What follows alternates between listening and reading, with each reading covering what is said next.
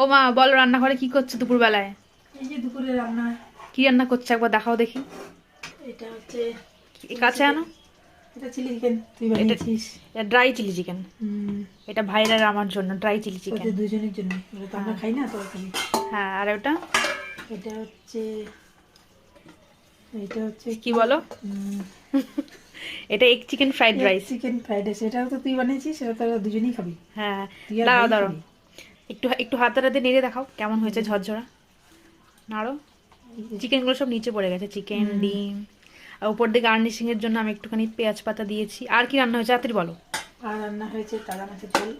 কই দেখি। আমাদের তাজা মাছের ঝোল। এটা জ্যান্ত তাজা মাছের ঝোল। আর এখানে এখানে হচ্ছে আমার ফেভারিট, ভীষণ প্রিয় মাছকালা ঝোল মাছের মাথা দিয়ে। মাছের মাথা দিয়ে। বাহ, এই হচ্ছে শোল আজকে আমাদের মাছ লাঞ্চ। দিয়ে, শোল মাছ আর শোল মাছের মাথা টাথা সব কিছু।